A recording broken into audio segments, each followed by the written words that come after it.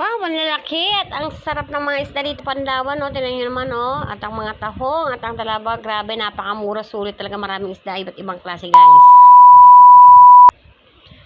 Hi guys, for today's videos, andito na naman ang lola nyo na napakabungangera at maingay. Tignan mo guys, ang huli ng aking asawa guys, ang mga alimasag guys, oh, mga sariwa talaga guys. Anong oras niya nilatag ang kanyang lambat? Mga alas 10 ng hapon, and then nakapag-arya lang siya guys, mga alas 3 na rin ng gabi. So ayun guys, ang mga isda na pang-ulam na din namin, 'di ba? Pang-ulam na namin, sulit na, 'di ba? And then ang alimasag, meron kaming pangtinda, mga ilang kilo din yan guys. So, ayan guys, sinali na namin at ako ang maghahatid guys for the first time sa Pandawan, yung tinatawag na bulungan guys. So, ayan guys, nag-sidecar na ako at ibebenta na natin kung magkano ang abuti ng ating kita. So, ayan na guys, malapit na tayo sa Pandawan.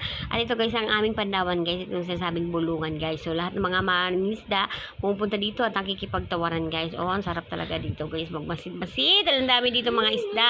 At dito ka lang makakabili ng mga iba-ibang klase at mga malalaking isda.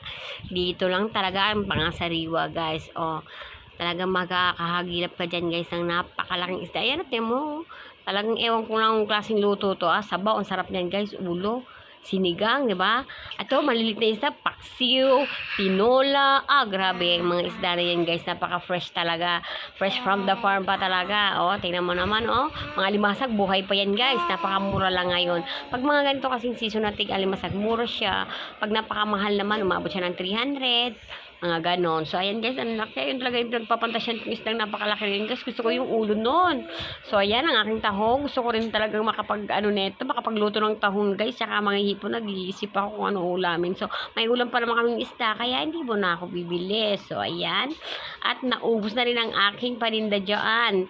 Binagsak na rin ang presyo kasi magmamadaling araw na.